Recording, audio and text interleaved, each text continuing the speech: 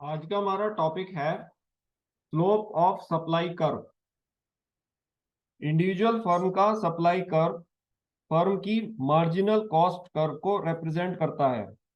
जब firms economies of scale को attain करती हैं तो उनका सप्लाई कर्व डाउनवर्ड स्लोपिंग होता है। जब फर्म्स के पास फ्लेक्सिबिलिटी होती है कि वह अपनी रेवेन्यू को, प्राइस को या सप्लाई को बढ़ाकर या दोनों को बढ़ाकर इंक्रीज कर सकती है।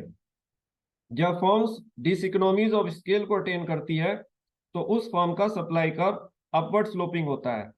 ऐसी फर्म्स अपनी सप्लाई इंक्रीज करने के लिए कंस्ट्रेंट होती हैं और वह अपनी रेवेन्यू को, प्राइस को इंक्रीज करके ही एनहेंस कर सकती हैं।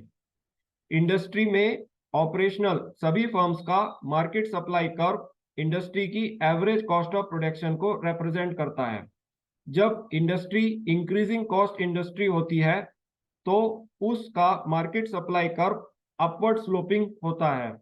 जब इंडस्ट्री कांस्टेंट कॉस्ट इंडस्ट्री होती है तो उस इंडस्ट्री का market supply curve quantity axis के पैरेलल होता है।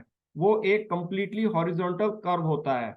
जब इंडस्ट्री डिक्रीजिंग कॉस्ट इंडस्ट्री होती है तो उस इंडस्ट्री का सप्लाई कर्व डाउनवर्ड स्लोपिंग होता है।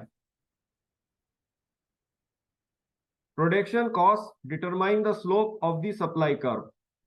In the case of the individual firms, this slope of the supply curve measures the marginal cost, while in the case of the market supply curve, the slope of the market supply curve represents the average cost of the industry.